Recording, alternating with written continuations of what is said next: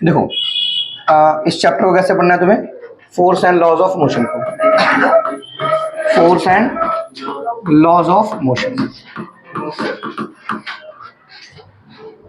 Cross कहां से है, that is force and laws of motion. देखो फोर्स क्या होता है, देखो बच्चों फोर्स क्या होता है, तो फोर्स को कहते हैं इट इज अ पुल और पुश, इट इज अ पुल और push which can either change, it is a pull or push which can either change, which can either change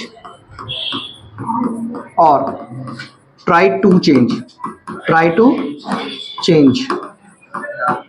the state of a body, the state of a body is called force। तो उसे हम क्या कहते हैं बच्चों, इसे हम force कहते हैं। और फोर्स की यूनिट क्या होती है, एस आई यूनिट क्या होती है फोर्स की, फोर्स को किसमें नापते हैं, फोर्स की एस आई यूनिट होती है न्यूटन। न्यूटन लिखने का भी तरीका है, मतलब सारे लेटर स्मॉल लिखिए वरना कैपिटल बना के छोड़ दीजिए ऐसे, और ऐसे नहीं लिखना, बस मैंने कई बार बताया था आपको, ऐसे ऐसे नहीं लिखते हैं, ठीक है, या तो सारे लेटर स्मॉल लिखो या फिर एक सिंबल बना के छोड़ दो।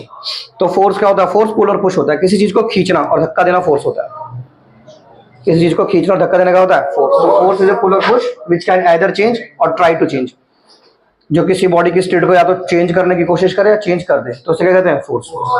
तो फोर्स को न्यूटन में नापते हैं, किसमें नापते हैं, न्यूटन में। ये जो न्यूटन होती है ना, ये एस एम के एस यूनिट होती है, और एक होती है सी जी एस यूनिट।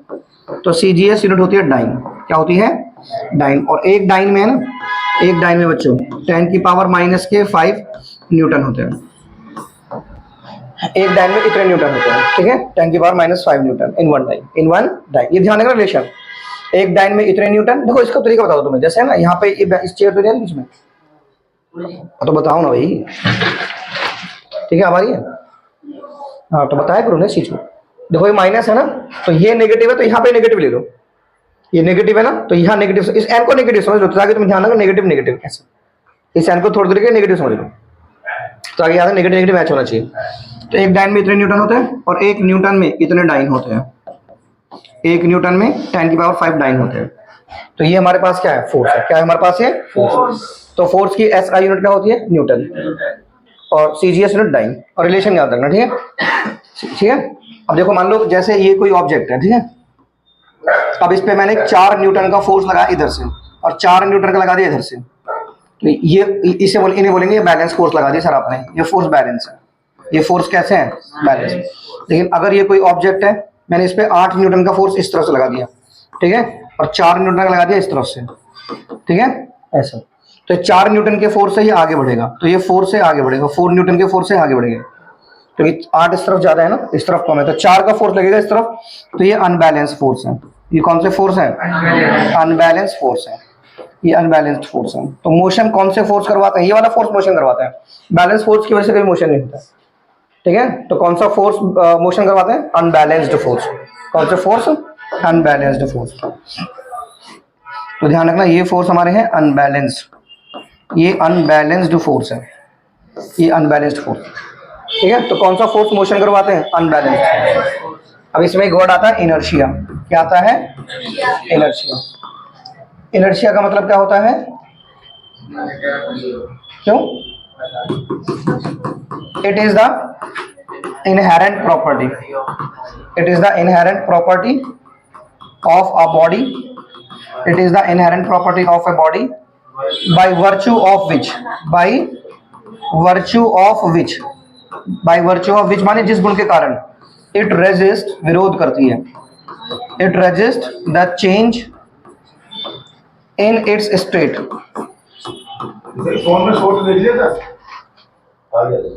ठीक है, it is the inherent property of a body by virtue of which it resists the change in its state is called inertia। तो उसे हम क्या कहते हैं, उसे हम inertia कहते हैं। inertia का मतलब होता है कोई वस्तु है ना अपनी स्टेट में चेंज नहीं चाहती, जैसे कोई, जैसे मान लो ये यहाँ रखा हुआ है, तो ये चाहता है मैं यहीं रखा रहूँ, कोई मुझे छेड़ेगा, ये inertia होता है। inertia में मतलब है किसी वस्तु की पोजीशन में चेंज करोगे ना, उसकी स्टेट में चेंज करोगे तो वो उसका विरोध करता है, उसका करता है, अपोज करता है। इसे हर वस्तु में मौजूद एक गुण होता है, कि वस्तु अपनी अवस्था परिवर्तन का विरोध करती है। कोई वस्तु नहीं चाहती, जैसे तुम सो रहे हो तो तुम भी नहीं चाहते कि कोई तुम्हें जगाए। ये तुम्हारे अंदर जो मौजूद गुण है, ये इनर्शिया है। और अगर हम चल रहे हैं, घूम रहे हैं, तो कोई नहीं, हम नहीं चाहते कोई हमें सुलाए, क्योंकि हम घूम रहे हैं। तो ये इनर्शिया होता है। तो इसको ऐसे बोलना है, it is the inherent property of a body by virtue of which it resist the change in its state, is called inertia. हर वस्तु में मौजूद वो गुण जिस गुण के कारण वस्तु अपनी अवस्था में परिवर्तन का विरोध करती है, उसे इनर्शिया कहते हैं। क्या कहते हैं उसे? इनर्शिया। तो किसी वस्तु के इनर्शिया को उसके मास से नापते हैं।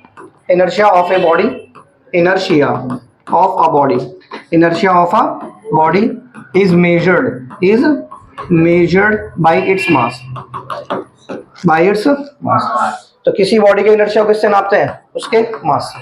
देखो मान लो ये कोई ऑब्जेक्ट है, इसका मास है 50 किलो, इसका मास कितना है? और ये कोई ऑब्जेक्ट है, उसका मास है 20 किलो, ठीक है। तो इसको कोई हिला नहीं सकता, मतलब ये ज्यादा भारी है, तो ये रेस्ट में, तो रेस्ट में ही रहेगा ये, तो इसके अंदर इनर्शिया ज्यादा है।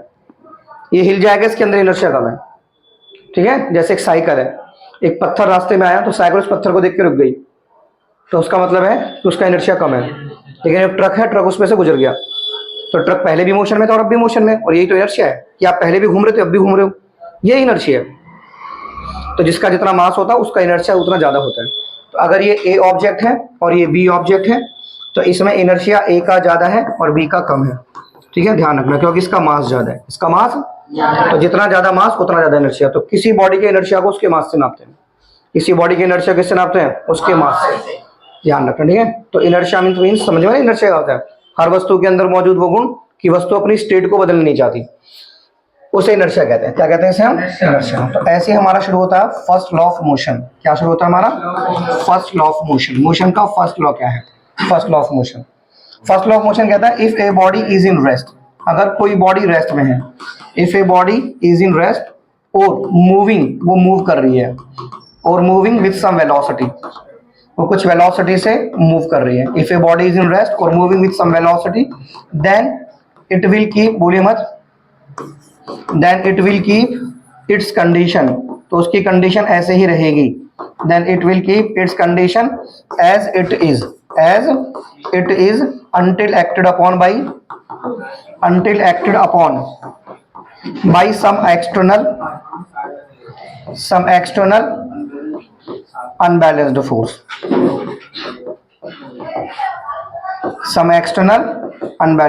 unbalanced force। अगर कोई बॉडी चल रही है या रुकी हुई है, तो चल रही है तो चलती रहेगी, और रुकी हुआ तो रुकी रहेगी। कब तक? जब तक बाहर से कोई बल ना लगे, जब तक बाहर से। अब देखो जैसे ये माचिस है, तो ये माचिस तो यहीं रखी रहेगी जब तक आप उसे उठाओ ना, मुद्दे से बात है। और कोई चीज चल रही है, चलती रहेगी जब तक ब्रेक ना मारो आप। तो ये जो हमारा फर्स्ट लॉ ऑफ मोशन है, ये कुछ लॉ ऑफ इनर्शिया, दोनों सेम ही होते हैं। लॉ ऑफ इनर्शिया और first law of motion same he.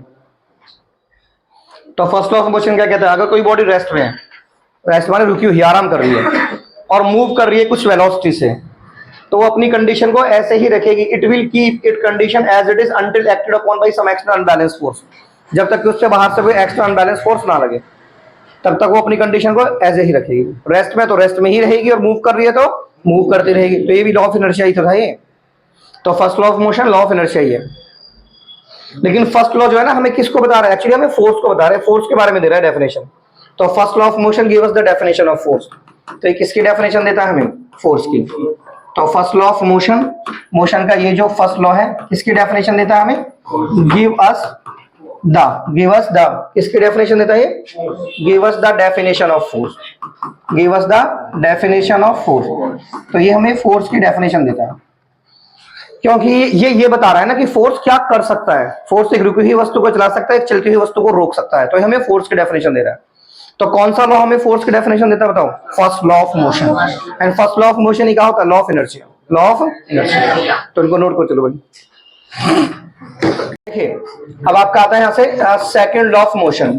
Second law of motion, देखो सेकंड लॉ ऑफ मोशन को कैसे पढ़ना है। सेकंड लॉ ऑफ मोशन पढ़ने से पहले ना आपको एक टर्म समझनी होगी, that is momentum. That is momentum. तो मोमेंटम को ऐसे डिफाइन करना है हमें, it is the product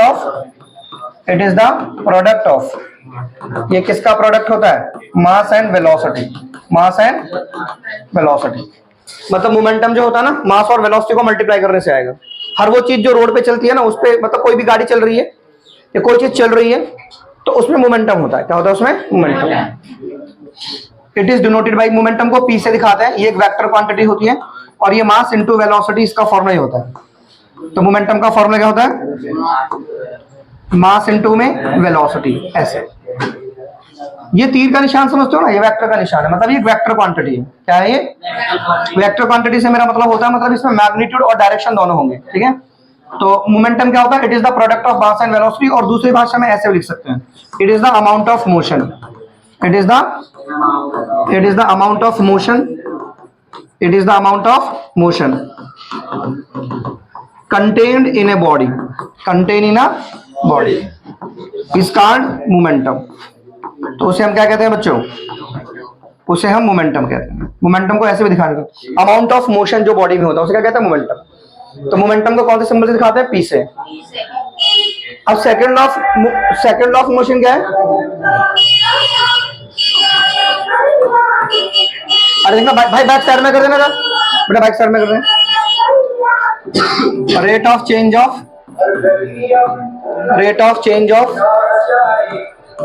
momentum of a body, rate of change of momentum of a body is directly proportional to the applied force, to the applied force। देखो second law of motion क्या कहता है? Second law of motion कहता है कि momentum का जो change है ना, वो अप्लाइड फोर्स पर डिपेंड करेगा। जैसे कोई गाड़ी रोड पे चल रही है तो उसके पास 100 मोमेंटम है, तो अगर तुम्हें मोमेंटम 100 से 0 करना है तो तुम्हें फोर्स ज्यादा लगाना पड़ेगा, तुरंत ब्रेक मारने पड़ेंगे ना गाड़ी को रोकने के लिए। मोमेंटम 0 करना है, अगर मोमेंटम को चेंज करना है तो फोर्स पे डिपेंड करेगा मोमेंटम का चेंज। मोमेंटम का चेंज किस पे डिपेंड करेगा? अप्लाइड फोर्स पे। फोर्स जल्दी लगा दोगे तो बहुत फास्ट 0 हो जाएगा, देर में लगाओगे तो थोड़ा स्लो में, मतलब देर में 0 होगा। तो मोमेंटम का जो बदलाव है ना, जो मोमेंटम का चेंज है, वो लगाए गए बल पे डिपेंड करता है, लगाए गए बल पे। जैसे कोई बॉडी चल रही है रोड पे या कोई गाड़ी चल रही है, उसके पास एक मोमेंटम है, सपोज उसके पास 100 मोमेंटम है और मुझे मोमेंटम 100 से तुरंत 0 करना है, चेंज करना है, 0 करना है, तो आप ब्रेक मार दो, उसका मोमेंटम 0 हो जाएगा। जितना ज्यादा फोर्स लगाओगे उतना फास्ट उसका मोमेंटम 0 हो जाएगा। मोमेंटम की जो यूनिट होती है ना, जो SI यूनिट होती है मोमेंटम की, क्या ये पेपर में पूछ सकते हैं आपसे, SI यूनिट ऑफ मोमेंटम। तो मोमेंटम की SI होती है किलोग्राम मीटर पर सेकेंड, ये मोमेंटम की SI यूनिट होती है। क्योंकि देखो फॉर्मूला क्या है? फॉर्मूला ये ना, इसके ऊपर वेक्टर लगाना है, मास इनटू वेलोसिटी। तो मास को किस में नापते हैं? केजी में, और वेलोसिटी को मीटर पर सेकंड में। ये चीजें मैं पूछूंगा भी आपसे कि मास को किस में नापते हैं, तो आपको बोलना केजी में नापते हैं और वेलोसिटी को मीटर पर सेकंड में। तो ये हमारे पास क्या आ गया? मोमेंटम। क्या आ गया हमारे पास है? मोमेंटम। और सेकंड लॉ ऑफ मोशन क्या कहता है कि मोमेंटम का चेंज किस पे डिपेंड करता है? अप्लाइड फोर्स पे। कैसे बच्चों? जैसे ये कोई m मास की बॉडी है और मैंने इस पे F फोर्स लगाया, सपोज ये m मास की बॉडी है और इसका जो मोमेंटम है ना, इनिशियली जो उसका मोमेंटम है वो P1 है, तो वो mu है। कितना है? mu। मतलब ये m मास की बॉडी u वेलोसिटी चल रही है, तो इसका मोमेंटम कितना है? mu। मोमेंटम कितना है? mu। अब इस m मास की बॉडी पे हमने एक फोर्स लगाया, क्या लगाया? फोर्स। अब फोर्स लगाने से जो इसका मोमेंटम है, वेलोसिटी चेंज हो गई, तो इसका मोमेंटम mv हो गया। मोमेंटम क्या हो गया इसका? और पहले कितना था मोमेंटम उसका? mu। पहले कितना मोमेंटम था उसका? mu। अब कितना हो गया? mv। तो मोमेंटम का चेंज कितना होगा? Change in momentum, change in momentum. तो मोमेंटम का चेंज कैसे निकालते हैं? P2 minus P1। कैसे निकालते हैं? P2 minus P1। P2 minus, तो P2 कितना है? mv minus mu, mv minus mu, P2 minus P1।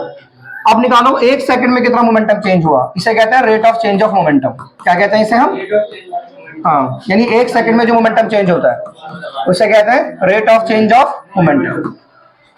तो 1 सेकंड में कितना हुआ? इसे t से डिवाइड कर दो, mv minus mu divided by t। अब m कॉमन ले लो, v minus u divide by t, divide by t। ठीक है। अब सेकंड लॉ क्या कहता है कि ये जो rate of change of momentum है, ये किसके डायरेक्टली प्रोपोर्शनल है? अप्लाइड फोर्स के।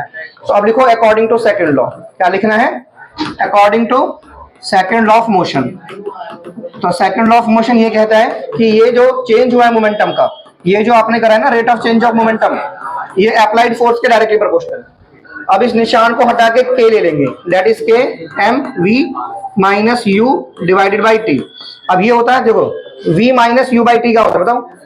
v minus u by t क्या होता है? ये एक्सेलरेशन। क्या होता है? ये तो इसे एक्सेलरेशन लिख देंगे। तो F बराबर K इंटू में M में, K का 1 वैल्यू डाल दो तो F बराबर क्या हो गया M में, F बराबर क्या हो गया M में।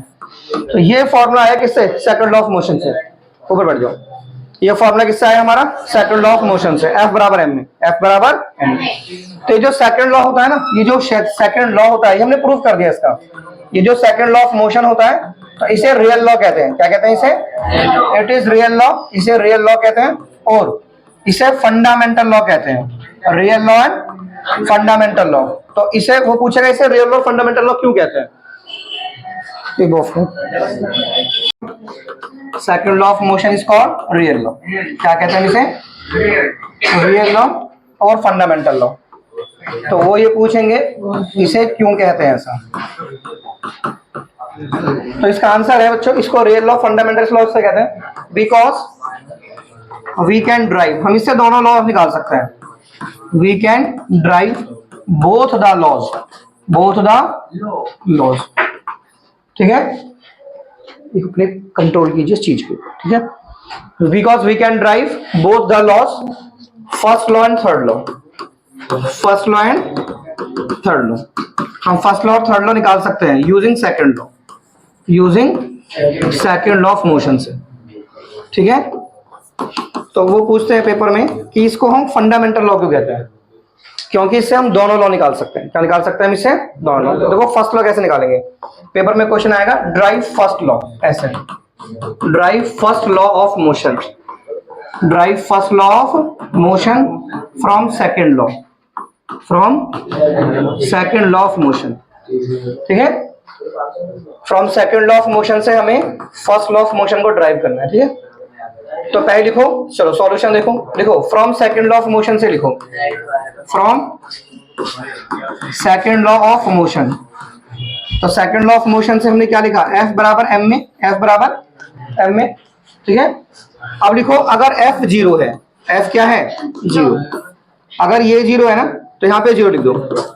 ठीक है, तो अगर ये 0 है तो या तो ये 0 होगा या ये 0 होगा। मास कभी 0 होता नहीं है, ऐसे बोलो, यानी कि A 0 होगा, A क्या होगा 0। ठीक है, अब V बराबर U प्लस AT हमें पता है, अब यहाँ पे A को 0 कर दो तो V बराबर U प्लस के 0T, तो 0 हो गया। तो V की वैल्यू किसके बराबर आ गई, U के। तो इसको लिख देना दिस प्रूव फर्स्ट लॉ, ये फर्स्ट लॉ प्रूव हो गया, दिस प्रूव। क्योंकि फर्स्ट लॉ क्या कह रहा था, फर्स्ट लॉ यही तो कह रहा था कि अगर किसी बॉडी पे कोई फोर्स नहीं लगेगा, किसी बॉडी पे कोई फोर्स नहीं लगेगा, एक मिनट जो बेटा, किसी बॉडी पे कोई फोर्स अगर नहीं लगेगा तो जो उसकी फाइनल वेलोसिटी है और इनिशियल वेलोसिटी सेम रहेगी। मतलब वो जिस वेलोसिटी से पहले चल रही थी वो अभी भी उसी वेलोसिटी से चल रही है, क्योंकि कोई फोर्स नहीं लग रहा ना। तो यही तो फर्स्ट लॉ ऑफ मोशन था। फर्स्ट लॉ ऑफ मोशन यही था कि अगर कोई बॉडी चल रही है, चलती रहेगी जब तक उसे रोको ना आप, और कोई रुकी हुई है तो रुकी रहेगी जब तक चलाओ ना आप उसे। तो ये first law of motion prove हो गया किससे, सेकंड लॉ से। तो इसलिए सेकंड लॉ को हम फंडामेंटल लॉ कहते हैं। थर्ड लॉ तो नहीं प्रूव करना, वो 11वीं क्लास में प्रूव करोगे। ठीक है, तो याद रखना कौन से लॉ को हम फंडामेंटल लॉ और रियल लॉ कहते हैं, तो सेकंड लॉ ऑफ मोशन को, सेकंड लॉ ऑफ मोशन को। ठीक है, और कौन सा लॉ हमें फोर्स की डेफिनेशन देता है, first law of motion, first law of motion. देखो यहाँ पे ना कुछ रिलेशन बताता हूं मैं आपको, रिलेशन देखिए जरा। जैसे एक होता है हमारा वेलोसिटी टाइम रिलेशन, कौन सा रिलेशन, हाँ, तो वेलोसिटी टाइम रिलेशन जो होता है ना उसको ऐसे लिखना है, V बराबर U प्लस AT, ये वेलोसिटी टाइम रिलेशन है। कौन सा रिलेशन है, जहां V कौन सी वेलोसिटी होती है, फाइनल वेलोसिटी, V कौन सी वेलोसिटी होती है, एंड U कौन सी वेलोसिटी होती है, इनिशियल वेलोसिटी, इनिशियल। और A क्या होता है यहाँ पे, एक्सेलरेशन, A क्या होता है, और टाइम क्या होता है, T क्या होता है, टाइम। जैसे शुरुआत में आपकी जो वेलोसिटी थी, जिस वेलोसिटी से आपने गाड़ी बाहर निकाली तो वो U थी, कुछ देर बाद आपकी वेलोसिटी V हो गई। तो इनिशियल होती है U और बाद की लास्ट की क्या जाती है V, क्या जाती है V। और A क्या होता है, एक्सेलरेशन को कैसे डिफाइन करेंगे, एक्सेलरेशन को, एक्सेलरेशन को डिफाइन करते हैं चेंज इन वेलोसिटी। कैसे डिफाइन करते हैं, change in velocity per unit time, change in velocity per unit time is called acceleration. तो इसे कहते हैं एक्सेलरेशन। एक्सेलरेशन समझते हो, जैसे हमें ना रोड पे गाड़ी ऐसे चला रहे हैं कि हमारी वेलोसिटी लगातार बढ़ती जा रही है। एक्सेलरेट हो गाड़ी में, एक्सेलरेट होता है, कार में होता है एक्सेलरेटर, वो होता है एक्सेलरेट, मतलब वेलोसिटी को बढ़ाना। अगर वेलोसिटी बढ़ती जा रही है तो मोशन में एक्सेलरेशन है। अगर आप एक ही वेलोसिटी से चल रहे हो तो फिर एक्सेलरेशन नहीं है। एक्सेलरेशन कब आता है मोशन में? जब वेलोसिटी बढ़ती जाती है। जैसे आपकी गाड़ी ऐसे चली है 2 3 4 5 6 7 8 9 10, आपकी गाड़ी की लगातार स्पीड बढ़ती जा रही है, तो आपके मोशन में एक्सेलरेशन आ चुका है, ठीक है, उसे एक्सेलरेशन कहते हैं। लेकिन अगर आपकी गाड़ी सिर्फ एक ही वेलोसिटी चल रही है रोड पे, वेलोसिटी बढ़ नहीं रही, आप 10 की स्पीड से गाड़ी चला रहे हो, बस आपकी स्पीड नहीं बढ़ रही है, तो आपके मोशन में एक्सेलरेशन नहीं है, जीरो एक्सेलरेशन। एक्सेलरेशन क्या है? तो एक्सेलरेशन कब आता है? जब वेलोसिटी बढ़ती है तब एक्सेलरेशन आता है। तब क्या आता है? एक्सेलरेशन। तो चेंज इन वेलोसिटी को कैसे लिखते हैं हम? ये होती है चेंज इन वेलोसिटी और ये हो गया टाइम, तो ये हो गया एक्सेलरेशन। और एक्सेलरेशन एक वेक्टर क्वांटिटी है, तो उसके ऊपर तीर का निशान बनाओ, ठीक है। और यूनिट क्या होती है एक्सेलरेशन की? तो एक्सेलरेशन की यूनिट होती है मीटर पर सेकंड स्क्वायर, मीटर पर सेकंड स्क्वायर, ये एक्सेलरेशन की यूनिट होती है। यूनिट सबकी याद कर लो, जैसे टाइम की यूनिट क्या होती है? सेकंड, टाइम की क्या होती है? और वेलोसिटी की क्या होती है? मीटर पर सेकंड। वेलोसिटी चाहे ये हो चाहे ये हो, ये इनिशियल है ये फाइनल पर है, तो वेलोसिटी ना, तो वेलोसिटी का यूनिट क्या होता है? मीटर पर सेकंड। और एक्सेलरेशन का? नहीं, मैंने यूनिट पूछा ना, तो मीटर पर सेकंड स्क्वायर, फॉर्मूला थोड़ा ना पूछा, मीटर पर सेकंड स्क्वायर। देखो एक होता है, देखो सुनो, जैसे ये होता है हमारा नेगेटिव एक्सेलरेशन, क्या होता है ये? क्योंकि ये वेलोसिटी है और ये टाइम है, तो इसमें ना वेलोसिटी घटती जा रही है। देखो वेलोसिटी इतनी हो गई, फिर घट रही है वेलोसिटी ऐसे, अब जीरो हो गई, यहाँ पे क्या हो गया? यहाँ पे जीरो। तो इसे कहते हैं नेगेटिव एक्सेलरेशन। क्या कहते हैं इसे? ये एक्सेलरेशन कैसा है? नेगेटिव। तो दिस इज नेगेटिव एक्सेलरेशन, ये नेगेटिव एक्सेलरेशन है। तो नेगेटिव एक्सेलरेशन को ही ना हम रिटार्डेशन कहते हैं। नेगेटिव एक्सेलरेशन का कहते हैं हम रिटार्डेशन, या फिर कहते हैं इसे डिसेलरेशन, या फिर क्या कहते हैं इसे? डिसेलरेशन। तो नेगेटिव एक्सेलरेशन के दो नाम होते हैं, रिटार्डेशन, डिसेलरेशन, ठीक है। नेगेटिव एक्सेलरेशन, तो नेगेटिव एक्सेलरेशन ऐसे बनेगा एंड पॉजिटिव एक्सेलरेशन ऐसे बनेगा। जैसे यहाँ वेलोसिटी रखना है, यहाँ टाइम, ये पॉजिटिव एक्सेलरेशन है, क्या है ये? हाँ, तो ध्यान रखना, ये पॉजिटिव एक्सेलरेशन है, ये नेगेटिव एक्सेलरेशन है। तो नेगेटिव एक्सेलरेशन को क्या कहते हैं? रिटार्डेशन, डिसेलरेशन, ठीक है। यानी अगर एक्सेलरेशन ऐसा है माइनस का, -4 मीटर पर सेकंड स्क्वायर, और ऐसा प्लस का, ठीक है, 4 मीटर पर सेकंड स्क्वायर, तो ये जो माइनस का है ना, सही से बोला जाएगा रिटार्डेशन। क्या बोला जाएगा इसे? रिटार्डेशन। और ये जो प्लस का है, इसे क्या बोला जाएगा? एक्सेलरेशन। तो ये हमारा एक्सेलरेशन है, क्या है हमारा? ये एक्सेलरेशन है। तो एक्सेलरेशन का यूनिट क्या होता है? मीटर पर सेकंड स्क्वायर, मीटर पर सेकंड स्क्वायर, ठीक है। तो ये पूरे रिलेशन याद करेंगे आप, जो मैंने अभी लिखवाए थे ना पीछे, रिलेशन ही लिखवाए, देखो ये ऐसे v बराबर u प्लस at, तो इसे बोलते हैं वेलोसिटी टाइम रिलेशन। क्या बोलते हैं हम इसे? Velocity time relation. ये वेलोसिटी टाइम रिलेशन होता है। और s बराबर ut प्लस के हाफ ऑफ at स्क्वायर, ये कौन सा रिलेशन होता है? Position time. ये कौन सा रिलेशन होता है?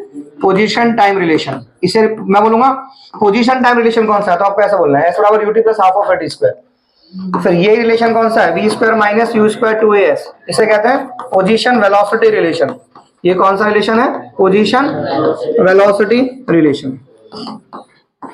जहां s हमारा क्या होता है? डिस्टेंस। s हमारा क्या होता है? ये s हमारा डिस्टेंस होता है। तो इस सारे रिलेशन अपने दिमाग में याद रखो कि वेलोसिटी टाइम, पोजीशन वेलोसिटी, एक एक नंबर में आते क्वेश्चन, ठीक है। चलो करो, नोट करो।